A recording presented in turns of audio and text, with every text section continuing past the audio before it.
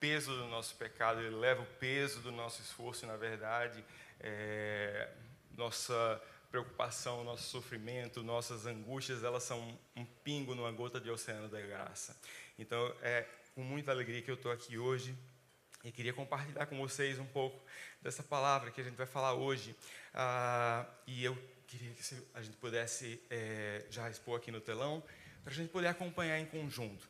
E achei muito bom porque o auditório está escuro e eu queria passear com vocês mentalmente, historicamente, por alguns cenários. Isso vai ajudar a gente a poder entender, né, um pouco do que a gente vai falar aqui hoje.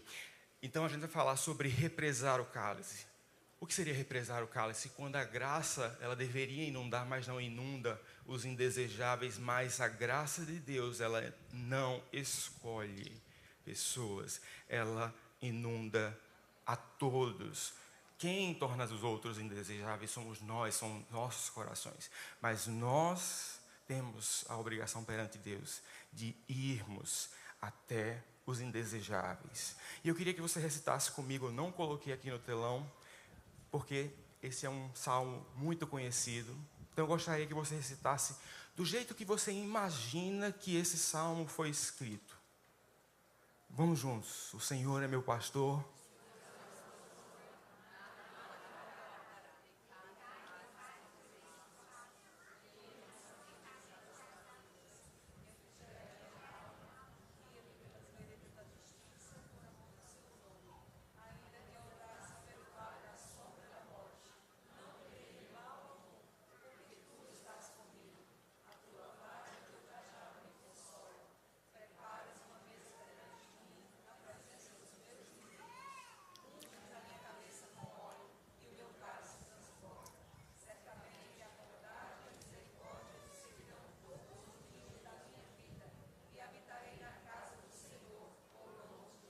Por longos dias, amém.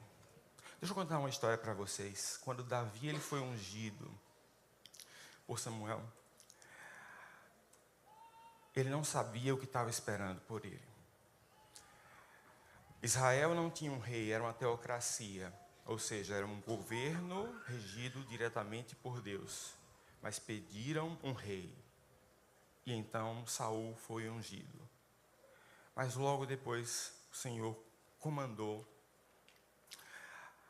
que o profeta também ungisse, fosse naquela pequena fazenda, naquele pequeno sítio, naquele pequeno lugar e procurasse o próximo rei de Israel a ser ungido. E o profeta Samuel, em 1 Samuel, esse passeio eu vou resumir, mas ele vai desde o capítulo 17 até o 24, eu recomendo depois que a gente leia com profundidade para poder entender essa história. Quando ele chegou lá, ele procurou o mais bonito, ele procurou o mais forte, e ele encontrou uma criança, um simples pastor de ovelhas, aquele que tinha que... Não é o pastor de ovelhas como a gente conhece hoje. Na Europa, na verdade, a gente tem pastores de ovelhas como antigamente ainda, né? Mas lá na América a gente não tem mais. A gente imagina o pastor, né? E aí a gente pensa na figura de autoridade do pastor. E quando eu falo autoridade, não é de mandar, mas é autoridade dada por Deus. A gente pensa numa figura de respeito, mas o pastor... Quem já viu até vídeos recentes no YouTube do pastor conduzindo, às vezes, um rebanho ali cruzando uma pista, e de repente vem uma das ovelhas, dá uma chifrada, o pastor cai no chão, se estabaca. É um problema complicado. Ser pastor de ovelha, a ovelha não necessariamente ela é boazinha, não, ela pode ser rebelde. E Davi era uma criança que estava cuidando das ovelhas, cuidando da alimentação das ovelhas, cuidando dos excrementos das ovelhas. E quando Deus falou, é este aqui, o profeta duvidou, é este aqui, Senhor? Mirradinho desse jeito, meu Deus do céu, desse tamanho, um cotoco de gente? Não, pelo amor de Deus, olha o bonitão aqui. Não. O Senhor falou, é este. E ele foi ungido. E depois que ele foi ungido, ele não se tornou rei. Ele continuou como pastor de ovelhas. A gente pode passar aqui o slide. Ele continuou como pastor de ovelhas. Saul continuava como rei de Israel. E de repente chegou um momento onde o que é que a gente teve?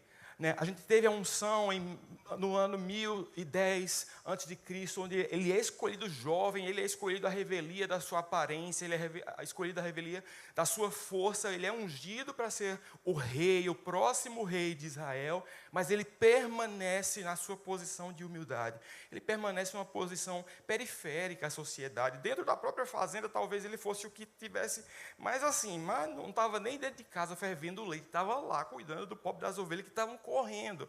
Não é tanto que o profeta falou, esse aqui é o pequenininho, esse é o próximo rei de Israel. E ele foi e ungiu Davi. E desde que Davi foi ungido, Saul permanece como rei, mas Davi, ele se torna ungido para ser o próximo rei. E quando ocorre, então, a batalha, onde na fronteira, na cidade de Judá, eles acamparam numa cidade chamada Fronteira Sangrenta, entre Socó e Azeca. Saul e os israelitas, eles se juntaram por quê? Porque os filisteus chegaram para batalhar. E Saul, com todo o seu poder, com toda a sua força, o primeiro rei de Israel, pegou sua espada, seu exército forte, e começaram a batalhar contra os filisteus, até que, no meio dessa batalha, se levanta Golias. Para quem não imagina Golias, não entenda mal, não façam um corte errado aqui, tá certo? Quem conhece pastor Jackson, com 3 metros de altura, bonitão, fortão aqui, só que a versão malvada. E aí vem o cara com uma lança de 5 quilos, com uma espada enorme, com toda a sua armadura, e desafia: quem desse exército vai lutar contra mim?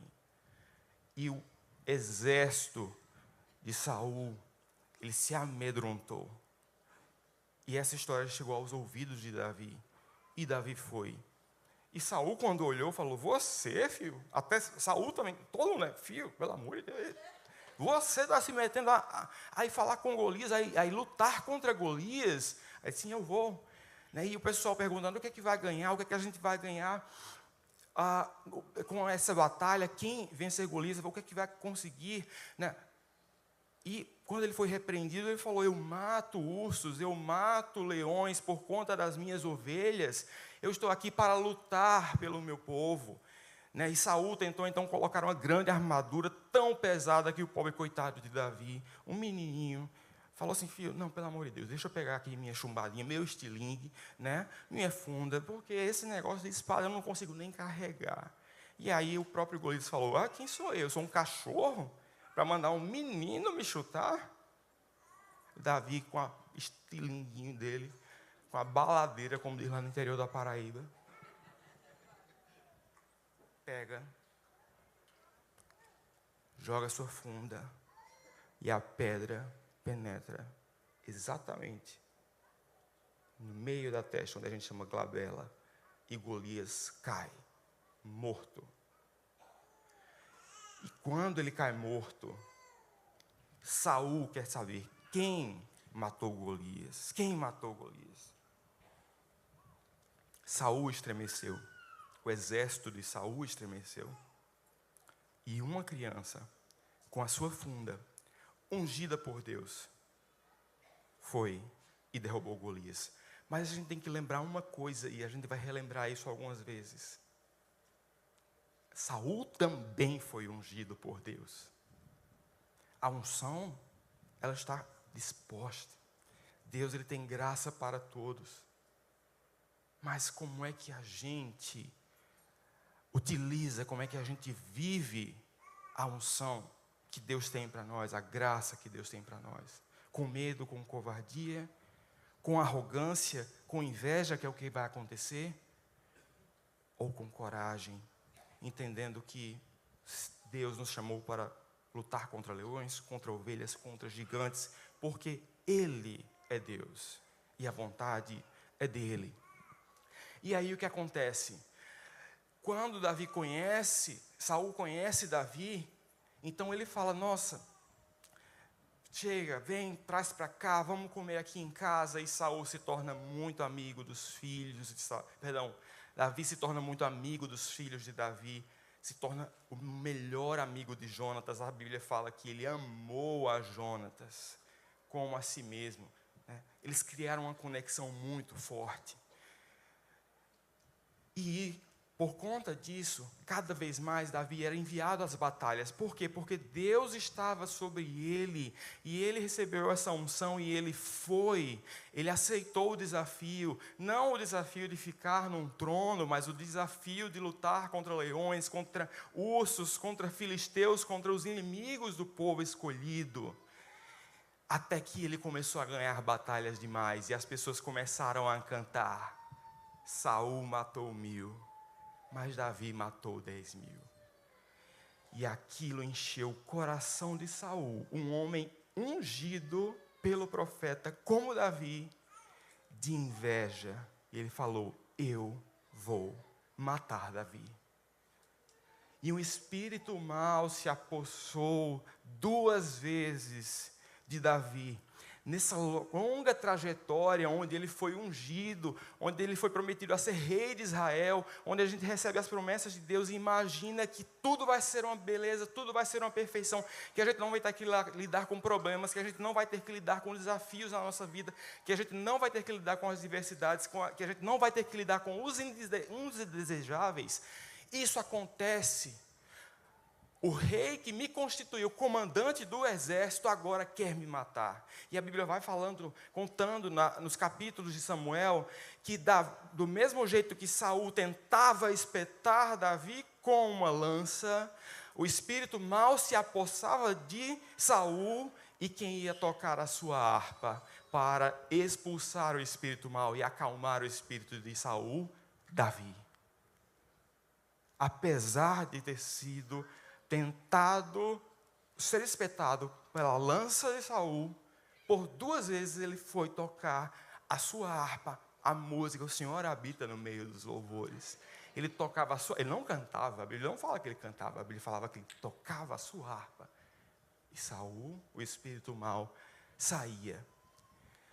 Mas essa questão dos ganhos que Davi tinha não por si, mas pelo reino de Israel, pelo reino de Saul, pelo seu próprio rei, o rei que o governava, gerou inveja, gerou ódio no coração de Saul. E Saul, então, chegou a perseguir, mandar perseguir Davi, até que em determinado momento, Davi, que fazia parte ali do contexto da família de Saul, uma das filhas de Saul, Mical, ela se apaixona por Davi, e Davi resolve desposá-la, né? Se tornar esposo dela. E Saul, de forma maliciosa, falou: eu vou dar a minha filha. Olha só, que eu falei, a versão tinha Golias, a versão mal, né? Só para ter ideia do tamanho, mas olha como uma pessoa ungida do Senhor, ela pode ser tomada pela inveja, pela maldade, pela malignidade, porque o mundo jaz no maligno. Nós precisamos receber essa unção e estar dispostos a transbordar o nosso cálice pela vontade do Senhor e não pela nossa vontade, não porque eu quero permanecer rei, até porque quando Saul morreu, antes de morrer, um dos pedidos para ele de Davi, estou antecipando a história, foi o quê? Não mate meus filhos, para que meu nome não seja esquecido. Olha, o pensamento, ao invés de pensar em não ser morto, ele queria que o nome dele se perpetuasse. Onde estava o coração de Saul? Mas então, Saul sai em perseguição a Davi. E Davi, então, quando Saul propõe esse casamento a Mical, qual é a condição que ele fala? Eu dou a minha filha em casamento, mas você tem que vencer pelo menos algumas batalhas e trazer vários prepúcios de filisteus para provar que você venceu essas batalhas. E Davi continuou vencendo. Só que Saul fez isso para quê? Para encurralá-lo, porque ele sabia que se Davi continuasse batalhando com os filisteus sozinho, ou mesmo com seu pequeno exército, provavelmente ele iria morrer, porque ele teria que estar no fronte de guerra. E Davi continuava vencendo, o Senhor continuava indo à frente, ele continuava vencendo e sendo perseguido, vencendo e sendo perseguido. E se a gente traz isso para a nossa vida, irmãos, quantas vezes a gente está numa posição difícil, quantas vezes a gente está numa posição de adoecimento, quantas vezes a gente está numa posição de problemas em casa, problemas com a nossa família, problemas de adoecimento, quantas vezes a gente tem que lidar com o ministério que está difícil, quantas vezes a gente tem que lidar com os nossos filhos, com nossos familiares que têm um transtorno do neurodesenvolvimento e que precisam do nosso amor, e a gente recebe a unção e imagina que ela vai nos colocar num grande trono, livre de batalhas, e o que a gente encontra é só batalha, é só batalha, é só batalha. Mas Davi, ele não retrocedeu, ele não retroagiu, ele permaneceu até que ele fugiu, né? Jonatas, Mical prepararam a sua fuga do palácio, quando Saul saiu mais uma vez em sua perseguição, e ele chegou então nas cavernas do deserto de En-Gedi, que em hebraico, eu não sei como é que pronuncia, eu disse ontem que meu hiperfoco era em línguas, mas isso aqui eu tentei pronunciar e buscar, não consegui, não vou me ater a essa questão da pronúncia, mas ele foi lá em En-Gedi, que significa o rebanho, recanto das ovelhas, é onde os pastores paravam para hidratar as ovelhas que estavam cansadas do trajeto, para cuidar das ovelhas que estavam cansadas do trajeto. Só que em En-Gedi existe um monte chamado, eu não sei se vocês já ouviram falar nesse monte, mas havia um monte chamado Massada. Há esse monte chamado Massada. E segundo o historiador Yaga Yadin, hebraico, em 1966, ele fala que Massada é uma montanha de cume plano, de formato losangular, que é elevada, isolada e aparentemente inexpugnável. O que seria inexpugnável? Invencível, intransponível. Nesse local de descanso das ovelhas, Davi teve que passar por um trecho que seria intransponível, mas Deus estava com ele. E ele se escondeu nas cavernas de En-Gedi. Mas aí o que acontece? Nesse momento, o exército de Saul, procurando por Davi para matá-lo, ele foge, se esconde nas cavernas. E aí vocês imaginam que um pastor de ovelhas, um comandante do exército, fugido, no deserto, num local ermo, depois de passar pelo monte de Massada, um monte intransponível, ele estava calmo, como a gente citou esse versículo. O sangue pode passar. O sangue se mistura ao sal do deserto. Quem aqui já se arranhou e caiu algo em cima, um sabão, um sabonete, sal, e você que nem percebeu que tinha se arranhado, começa a sentir aquela dor lancinante. Ele não tinha um arranhão, gente. Ele estava ferido, ele estava machucado na sua alma. Então eu creio que esse salmo, quando Davi o escreveu, que foi quando ele estava fugindo de Saul, nas cavernas de En-Gedi, e ele escuta a perseguição de Saul, ele ouve: tragam a cabeça do traidor. E é nesse momento em que uma pessoa ferida, machucada, cheia de terra, cheia de sal, pode passar o slide, ela se relembra de toda a sua trajetória. E eu não vou me ajoelhar ou não vou me deitar como provavelmente Davi estaria. Mas naquele momento de fraqueza, ele lembra: o Senhor é o meu pastor. Como ele foi pastor de ovelhas, ele se lembra de toda a sua trajetória. E nada me faltará, porque eu nunca deixei nada faltar às minhas ovelhas. Eu lutei contra ursos, eu lutei contra leões, eu lutei contra filisteus. Nada me faltará. Ainda que eu ande pelo vale da sombra e da morte, não é uma metáfora. Ainda que eu atravesse Massala, Ainda que eu olhe para a sombra, seja intransponível, eu tenho risco de escorregar e cair e morrer. Não temerei mal algum, porque tu estás comigo. A ovelha que derrapa num barranco, o que é que o pastor faz? A tua vara e o teu cajado me consolam, me puxam de volta. E aí ele chega no deserto. E no deserto, num campo aberto, o que é que acontece? É um lugar onde todos podem vê-lo, todos os seus inimigos podem vê-lo. Mas há uma lei do deserto, dos beduínos, essa é uma lei histórica, onde eles recebem o convidado, e esse convidado, quando ele é bem recebido, ele é honrado. E eles preparam banquetes, e na lei do deserto, segundo a história que explica a hermenêutica desse texto, ela fala que os inimigos não podem invadir o banquete que está sendo servido pelos beduínos. Então a gente chega nesse caminho do vale da sombra da morte, onde há abismo de um lado, onde há abismo do outro, mas a gente tem um rei que prepara os beduínos. Põe uma mesa e o exército que estava marchando para, porque não pode atacá-lo.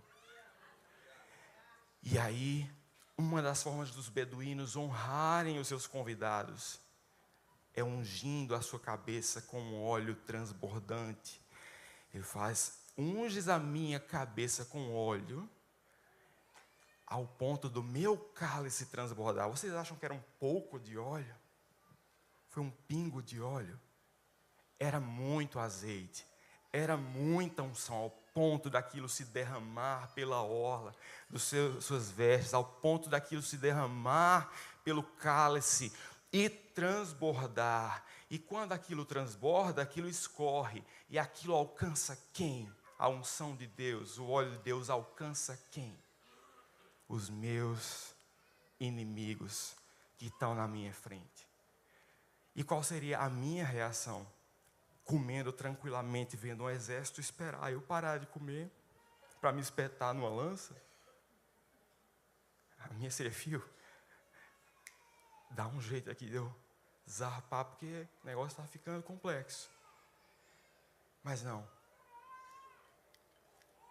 Ele recebe a honra dos beduínos, ele recebe a unção dos beduínos, ele recebe esse óleo que transborda, que alcança até aqueles que eram indesejáveis para ele, até os seus inimigos, até aquele exército que buscava a sua cabeça. O seu cálice transborda. E ele termina falando o quê? Certamente a bondade e a misericórdia me seguirão todos os dias. Eu tenho certeza que saindo daqui, ainda assim, a bondade e a misericórdia me seguirão todos os dias da minha vida. Mesmo que o meu óleo, a minha unção, ela esteja tocando aquela pessoa que eu menos queria que ele tocasse, ele toca. E quando eu permito que o Senhor, Ele quebre o meu coração para que a unção toque nos indesejáveis, naqueles que me causam repulsa, naqueles que me causam desconforto, a bondade e a misericórdia, elas me seguem. Mas eu tenho uma surpresa para vocês. Essa tradução não está completamente correta. Pode passar. A gente fala aqui então de Massala, que em hebraico, não sei como pronunciar, então eu vou dizer, acho que é Salmavet, onde tem penhascos de 300 metros, o vale da sombra e da morte, com perigos constantes, lobos, hienas, ladrões, precipícios, 7 anos fugindo de Saul, até que Deus não o tira do vale, mas ele se revela no vale, através dessa visão dos beduínos honrando, ungindo, e dos seus inimigos tendo que parar, e a unção de Davi transbordando sobre a vida daqueles que ele menos desejava que permanecessem vivos. Pode passar. E aí eu falei daquela mesa que eu disse que eu vou mostrar. Lembra que a gente falou a experiência no deserto? são esses pratos. Os pratos dos beduínos, eles são fartos, porque isso é uma forma de honrar. E ali, a gente tem os nossos inimigos, mas eles estão parados enquanto eu como numa mesa preparada pelo rei, na presença dos meus inimigos, onde eu sou ungido com óleo, e onde os meus inimigos têm que olhar, e eles ainda recebem da unção de Deus. E tudo muda. Por quê? Davi morreu nesse deserto? Não. Davi se tornou o rei de Israel. Então, como eu falei, a lei do deserto não permitia que os inimigos, os Sarar, pudessem vir à festa, não permitia, né, que eles pudessem cruzar a linha da proteção que havia nessa mesa. E essa simbologia é exatamente o que Davi traz. O Senhor me prepara aqui para estar nesse deserto, e o Senhor, depois de tanto tempo, apesar de tantas coisas, apesar da unção, apesar de ter sido perseguido, de ter sido tentado ser espetado, eu ainda estou aqui pela tua graça. E a tua unção transborda através do meu cálice e ainda chega nos meus inimigos. E aí a gente entende que aquela palavra de bondade e misericórdia me seguirão pode passar. Então, ele é ungido em 1 Samuel 16:13. Vão anotando, que eu sei que esse é o culto que vai ser discutido na terça. Então, presta bem atenção, lê esses capítulos, não lê os versículos, lê os capítulos, para você poder lembrar dessa história do começo ao fim. Saul também é ungido, antes mesmo até, em ordem cronológica nos capítulos. Mas o mesmo óleo que foi derramado sobre um, foi derramado sobre o outro. Mas a unção, ela não é uma escolha minha. Ele pode ungir até quem me persegue. Mas o meu coração, quando está aberto para receber a unção de Deus, ele é um coração que serve e que permite que esse óleo transborde. Pode passar. O cálice, ele vira o jogo. Não, Korsvaya, o cálice do transbordamento. Tudo que eu tenho, esse costume, quer dizer que é teu. Deus tem uma mesa preparada, farta. Eu preparei isso para você, meu amado, mas você precisa confiar. Você precisa estar debaixo da minha presença. E nesse testemunho silencioso, os seus inimigos assistem impotentes à abundância e à forte mão de Deus. Pode passar. O que não pode tocar em você? Há um Deus que te protege, maior do que o Golias, ao Senhor dos exércitos que te protege, que está atrás aqui como os beduínos, que fala: vocês não podem cruzar a linha sagrada do banquete, mas vocês podem ser alcançados pelo óleo. Mas no ungido do Senhor vocês não tocam. A graça é abundante e ela pode e deve tocar até os indesejáveis. Pode passar. Mas o que é que a gente tem feito com o óleo que é derramado sobre as nossas vidas? O que é que a gente tem feito com os indesejáveis? O que é que a gente tem feito com os Sarar dos dias de hoje? Quem são os Sarar? Quem são os indesejáveis? É uma família? É um esposo? É um parente? É um ministério? É uma criança? É uma exortação que eu recebo do pastor, da pastora, e eu trago aquilo para casa com mágoa e com amargura, ao invés de entender que eles estão cuidando de mim como Deus está cuidando de mim, apesar de que o sal está ardendo nas minhas pernas, Ele cuida, Ele está me ungindo. O que é que a gente está fazendo? Nosso cálice, deixando ele secar, querendo beber desse óleo só para a gente, manter essa unção só para a gente, quando há um Deus que está nos ungindo em honra todo o tempo, até que o nosso cálice transborda.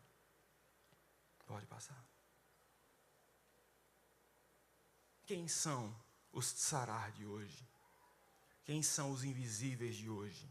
Quem são aqueles que nós não queremos tocar hoje?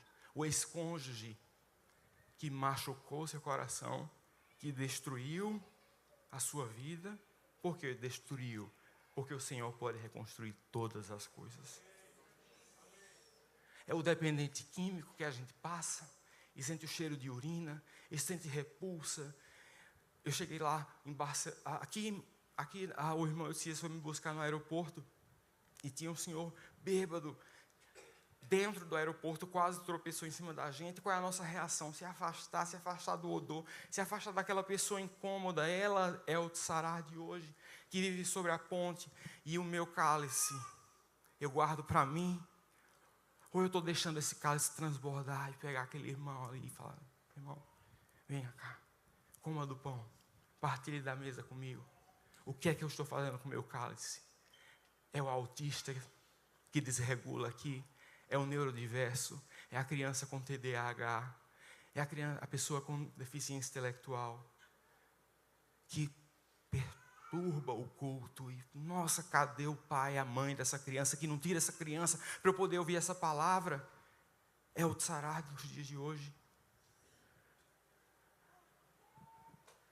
Às vezes, no ministério, quando alguém precisa chamar, pai, mãe, vem dar uma força aqui. Nossa, esse voluntário é muito chato, ele é muito incômodo, toda vez me chamando. O mundo tem que ser inclusivo, mas a gente também tem que doar aquilo que nos foi dado de graça. Os tsará, gente, eles estão aqui entre nós. Os tsará, eles estão mais perto de nós. Os tsará dos dias de hoje, eles estão mais perto de nós do que nós imaginamos. Mas Deus vê o rosto deles, da sua mesa. Não permita que eles toquem, mas permita que eles sejam abençoados. E quando o óleo de Deus, o mesmo óleo que ungiu Saul, mas Saul teve uma morte trágica, uma história trágica, ungiu Davi, que foi considerado o homem segundo o coração de Deus. Pode passar. E a gente vive muitas vezes esse erro histórico na nossa vida. O farisaísmo, o clube dos puros. Nós aqui somos os puros, nós saímos e vamos para nossas casas orar. Nós vamos viver a nossa vida em santidade sós. Nós não deixamos o óleo transbordar sobre os indesejáveis. Nós não vamos até os indesejáveis. A gente tem um troféu. Eu já li a Bíblia 5 vezes, de cabo a rabo, nesses últimos anos, e eu quero ler agora a Bíblia em hebraico 95 vezes. Tá? E quantas vezes você foi debaixo da ponte para deixar um sanduíche e deixar uma palavra para um tsará? Quantas vezes você vê uma criança em crise e, ao invés de chamar um dos voluntários, você foi buscar ver o que podia estar acontecendo, ou chamar um dos voluntários e falar assim: me ajuda, o que é que você conhece essa criança? Vamos levar ela até o pai dela, dá um abraço na criança, redireciona, a criança está vindo para se machucar, e eu vou levar. Mas a gente, na história da igreja, a gente acaba criando uma trincheira contra o mundo. E aí, o que é que a gente converte? O óleo de Deus, que é uma proteção divina, numa prisão egoísta. Isso não pode acontecer. Nós precisamos deixar o nosso cálice transbordar. Pode passar.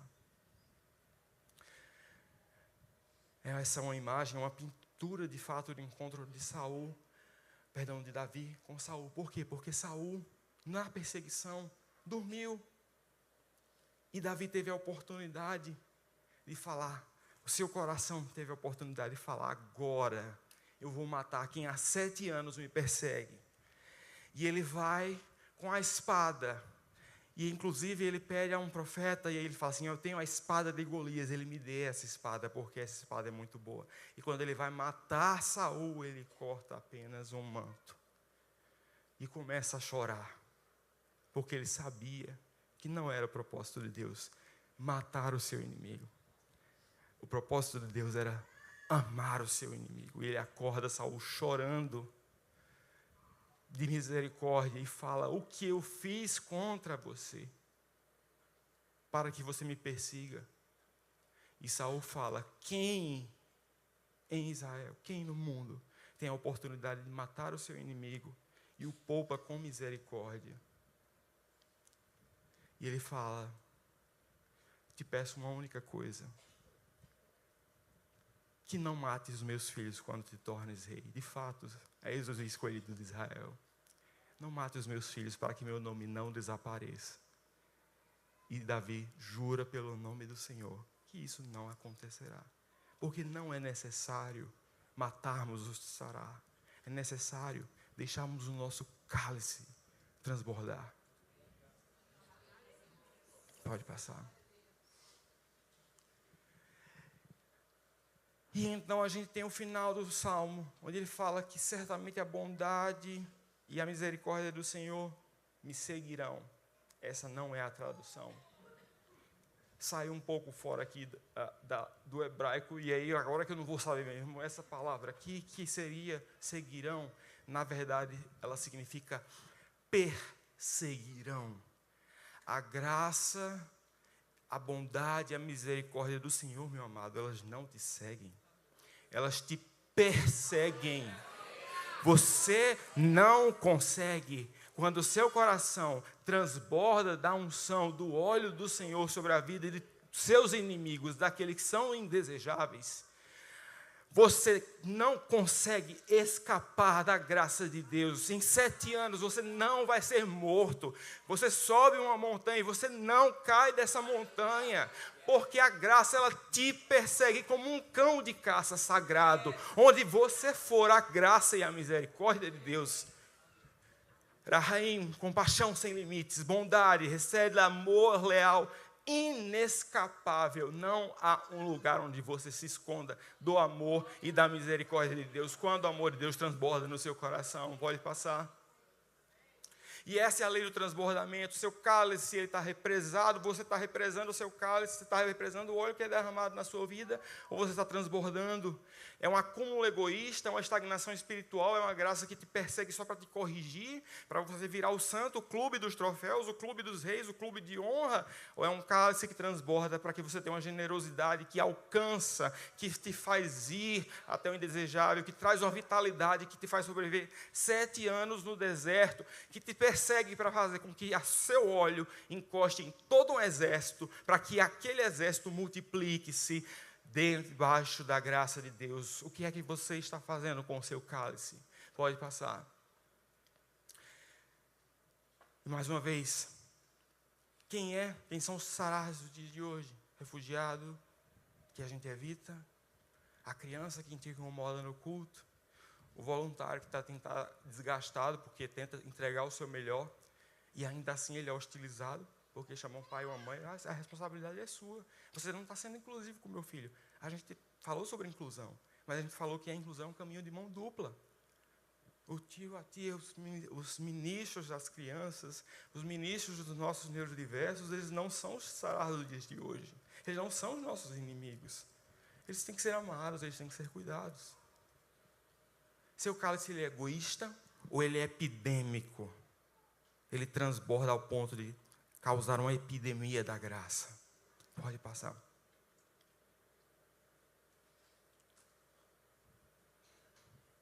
Queria chamar o pastor Adilson. É a sua vez, pastor Adilson.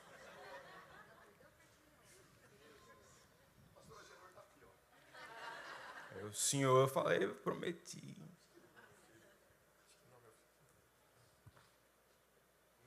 E eu queria convidar você a fechar os seus olhos. Nós não vamos orar. Se você se permite ser tocado pela pessoa que está atrás de você, ou ao seu lado, pode ser o esposo, a esposa, quem se sentir confortável, feche os seus olhos. Você está diante do banquete do rei, e sobre os seus ombros está a mão do Senhor, te ungindo com o óleo, com o cálice sagrado que transborda. E ele fala, coma da mesa abundante. Mas você está olhando e vendo quem na sua frente? Um exército de multidões, mas Senhor, e esse exército que quer me matar? E ele fala, filho, coma, porque minha bondade e a minha misericórdia te perseguirão. Você não fugirá daquilo que eu tenho para você, mesmo que você queira, quando o seu cálice transbordar. Abra seus olhos, recite esse salmo novamente comigo. O Senhor é meu pastor e nada me faltará. Me faz deitar em verdes pastos, Ele me guia mansamente por uma sala.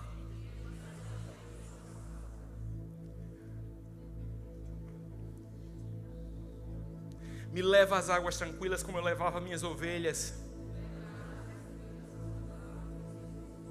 Mesmo que eu ande pelo vale da sombra e da morte, onde eu posso cair, onde eu posso morrer,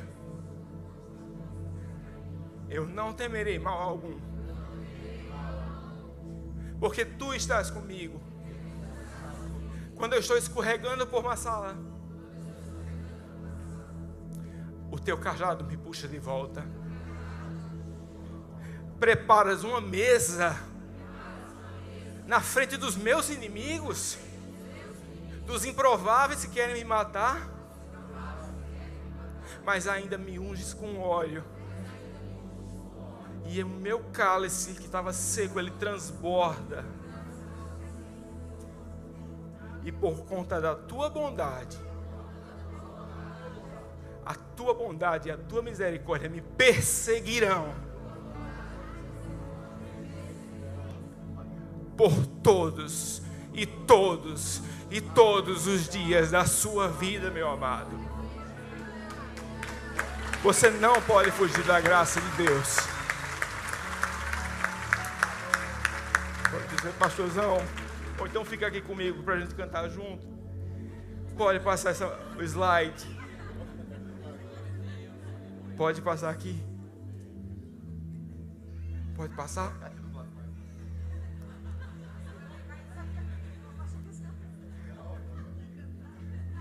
Pode passar o slide. Senão eu vou bater o tempo. Alguém passa o slide. Transborde em gratidão, que a graça divina nos persiga todos os dias, que o seu cálice transborde, deixe alcançar os invisíveis, os evitados, os marginalizados, porque o transbordamento não é apenas uma bênção, ela é responsabilidade, que possamos ser canais da misericórdia, que nós não podemos conter. Pode passar. Transborde. Permita que a graça divina enche seu cálice até a borda. Não contenha o que foi dado livremente para você. E veja a graça criar vida nos vales mais áridos. Transborde, que essa palavra arda no seu coração, que você não saia daqui querendo represar o seu cálice, mas que o seu cálice transborde, porque a bondade e a misericórdia do Senhor, eles te perseguirão todos os dias da sua vida.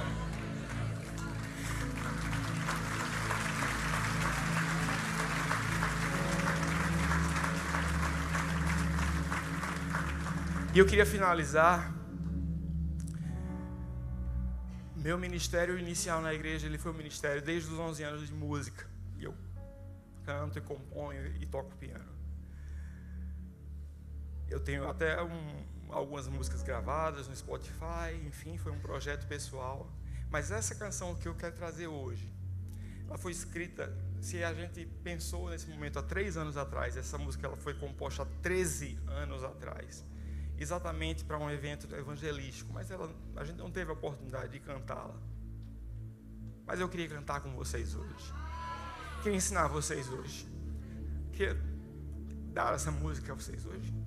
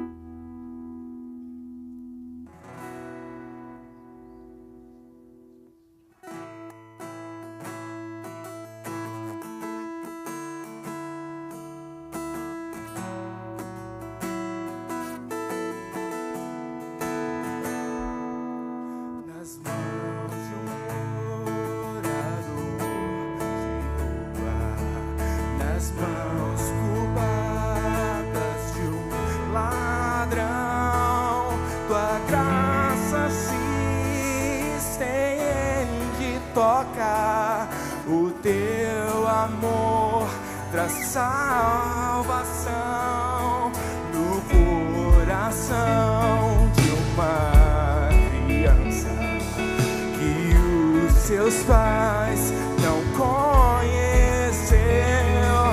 O teu amor se faz presente, amor de um pai com filho seu. Quando o teu povo se levanta, revela seu poder. Eu atendo ao teu chamado, para que o mundo possa saber que Deus é amor. Usa-me para que o mundo possa saber que Deus é amor. Usa-me para que o mundo possa saber. Nas mãos de um morador, pode se levantar. Nas mãos culpadas de um ladrão, tua graça se estende, toca. O teu amor traz salvação no coração de uma criança que os seus pais não conhecem. O teu amor se faz presente, amor de um pai por filho seu. Quando o teu povo se levanta, revela seu poder. E eu atendo ao teu chamado, para que o mundo possa saber que Deus é amor. Usa-me para que o mundo possa saber que Deus é amor. Usa-me para que o mundo possa saber.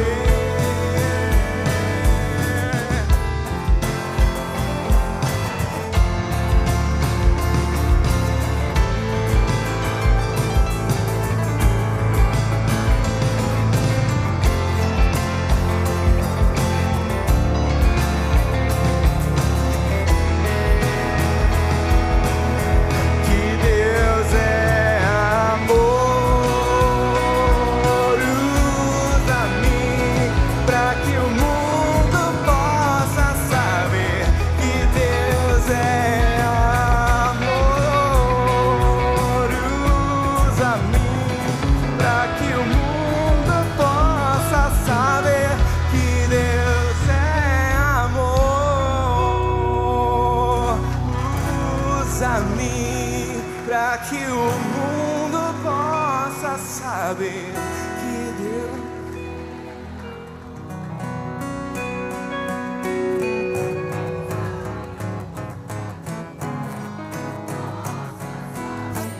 Que Deus é amor.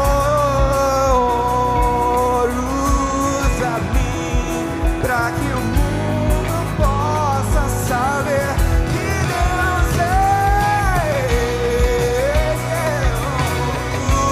Usa-me para que o mundo possa saber que Deus é amor.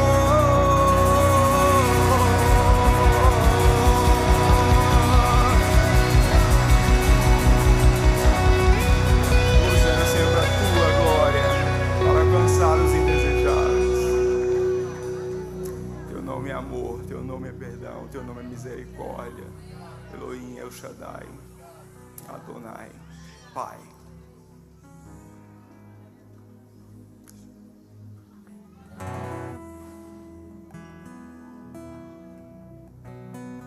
Aleluia. Quantos podem aplaudir ao Senhor pela vida do Dr. Bruno?